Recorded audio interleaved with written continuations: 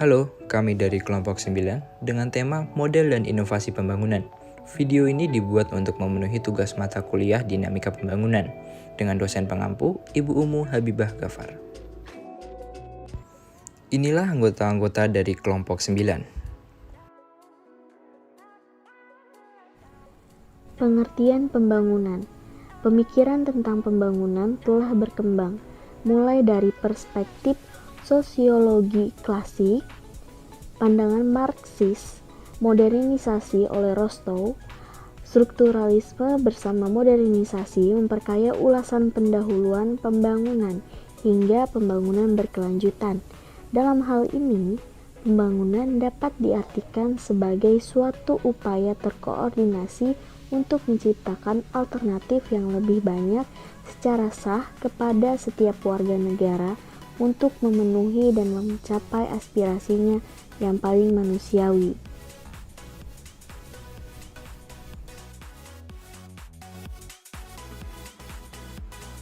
Baik, bisa kalian lihat bahwa di sini terdapat 3 model pembangunan.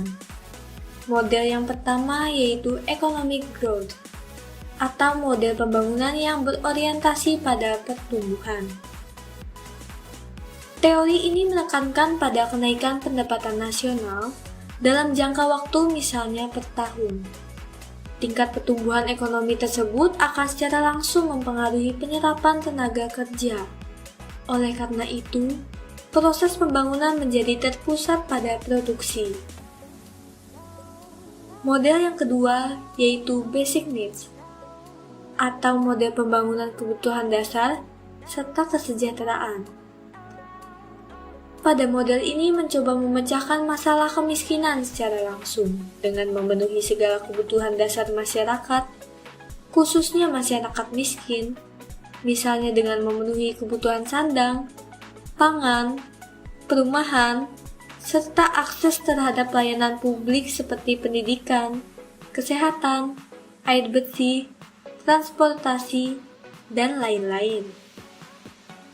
Model yang ketiga yaitu people centered, atau model pembangunan yang berpusat pada manusia.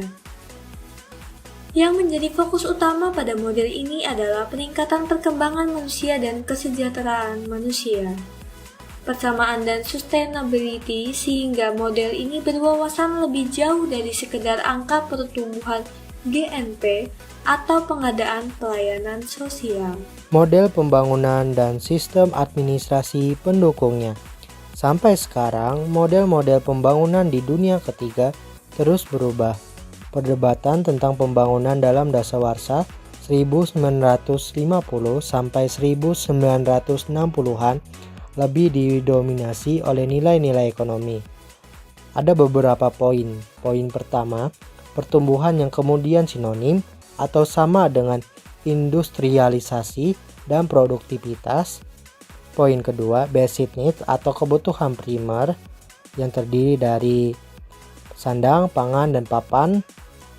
Poin ketiga, pembangunan yang berpusat pada manusia. Dengan adanya manusia sebagai pusatnya, manusia sendiri sebagai penggerak, dan SDM dalam mengembangkan sebuah pembangunan.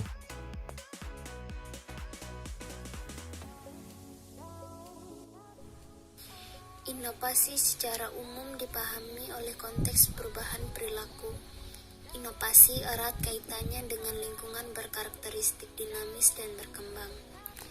Menurut Rogers, memandang inovasi sebagai sebuah ide, praktek, atau objek yang dianggap baru oleh individu, satu unit adopsi lainnya. 8 faktor yang mempengaruhi perkembangan inovasi di daerah. Yang pertama, regulasi. Regulasi adalah suatu aturan yang dibuat untuk mengikat atau membatasi. Adanya regulasi ini akan membuat seseorang atau suatu masyarakat tidak melakukan kesalahan. Yang kedua, kolaborasi. Kolaborasi adalah bentuk interaksi sosial berupa aktivitas kerjasama yang ditujukan untuk mencapai tujuan bersama dengan cara saling membantu dan saling memahami tugasnya masing-masing. Yang ketiga, perencanaan daerah. Perencanaan pembangunan suatu daerah adalah pekerjaan yang sangat penting, sebab Dengan perencanaan, kita dapat membaca dan merencana mau dibawa kemana daerah ke depannya, tentunya dengan tetap melihat potensi dan sumber daya yang ada. Yang keempat, kepemimpinan daerah. Kepemimpinan merupakan sebuah bidang riset dan juga suatu keterampilan praktis yang mencakup kemampuan seseorang atau sebuah organisasi untuk memimpin atau membimbing orang lain, tim, atau seluruh organisasi. Yang kelima, kelembagaan inovasi dan roadmap ke depan. Inovasi kelembagaan yaitu inovasi yang terjadi dalam aturan formal dan informal. Dan maksud dari roadmap ke depan ialah sebagai petunjuk dalam mengarahkan pelaksanaan suatu program kegiatan dalam kurun waktu tertentu. Yang keenam, anggaran. Dalam suatu perkembangan inovasi di daerah, tentu diperlukannya sebuah anggaran yang bertujuan untuk membuat suatu inovasi yang terstruktur dengan pendapatan yang sesuai. Yang ketujuh, ketersediaan infrastruktur. Dengan adanya ketersediaan infrastruktur, maka akan lebih mempermudah sebuah perkembangan inovasi pada suatu daerah. Yang kedelapan, kualitas dan kuantitas daerah. Dengan mengedepankan kualitas dan kuantitas, maka akan menunjang suksesnya sebuah inovasi yang telah dirancang. 3 kunci sukses pelaksanaan inovasi pembangunan. Inovasi menjadi aspek penting dalam pembangunan sejak mulai diberlakukannya Undang-Undang Nomor 22 Tahun 1999 yang diperbarui dan Undang-Undang Nomor 32 Tahun 2004 tentang pemerintahan daerah.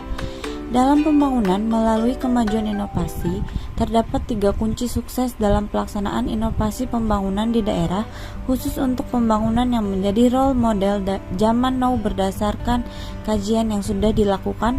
Ada 3 hal utama yang memengaruhi kesuksesan inovasi di suatu daerah, yaitu kepemimpinan, regulasi, dan anggaran. Manfaat inovasi bagi perusahaan. Sebuah perusahaan, baik perusahaan kecil maupun besar, tentu memerlukan adanya inovasi. Inovasi sendiri sebagai suatu ide baru diperlukan bagi perusahaan, bahkan adanya inovasi dapat mempertahankan kelangsungan sebuah perusahaan. Pada kenyataannya, hanyalah perusahaan yang inovatif saja yang mampu tetap berdiri dan bersaing dengan perusahaan lainnya. Sebuah inovasi sebenarnya tidak terlalu berkaitan dengan penemuan besar saja. Justru, inovasi sebenarnya bisa saja meliputi beberapa temuan kecil, namun bisa memberikan dampak atau pengaruh yang besar terhadap sebuah perusahaan. Manfaat inovasi bagi masyarakat. Manfaat inovasi bagi masyarakat ada beberapa, yaitu 1. Dapat mengembangkan kegiatan ekonomi. Inovasi dapat mengembangkan kegiatan ekonomi dengan cara menemukan hal-hal baru yang dapat mengembangkan kegiatan ekonomi mengikuti perkembangan zaman dalam masyarakat. 2. Menemukan cara yang baru dan lebih baik untuk memecahkan masalah. Salah satu manfaat adanya inovasi adalah mampu menyelesaikan masalah. Sesuatu yang baru bisa menggantikan hal lama yang dirasa penuh masalah. Kehadiran ide dan gagasan baru membuat setiap permasalahan yang ada dapat dipecahkan dengan baik. Faktor penghambat inovasi. Inovasi tidak terjadi secara mulus atau tanpa resistensi. Banyak dari kasus inovasi diantaranya justru terkendala oleh berbagai faktor. Biasanya budaya menjadi faktor penghambat terbesar dalam penetrasikan sebuah inovasi. Hambatan inovasi diidentifikasi ada 8 jenis. Salah satunya yang dimaksud dengan budaya risk aversion adalah budaya yang tidak menyukai resiko. Hambatan lain adalah ketergantungan terhadap figur tertentu yang memiliki kinerja tinggi, sehingga kecenderungan kebanyakan pegawai di sektor publik hanya menjadi follower. Selain itu, hambatan anggaran yang periodenya terlalu pendek, serta hambatan administratif yang membuat sistem dalam berinovasi menjadi tidak fleksibel. Dalam perencanaan model serta proses inovasi pembangunan oleh pemerintah, sebaiknya dilakukan melalui kesepakatan bersama dan mempertimbangkan kondisi lingkungan setempat. Hal tersebut dimaksudkan agar jangan sampai tumpang tindih dalam kewenangan atau kekuasaan maupun dalam mengambil tindakan. Inovasi akan menjadi berdaya guna bagi kemajuan bangsa Indonesia apabila dapat menjadi jalan bagi penyelesaian permasalahan pembangunan nasional.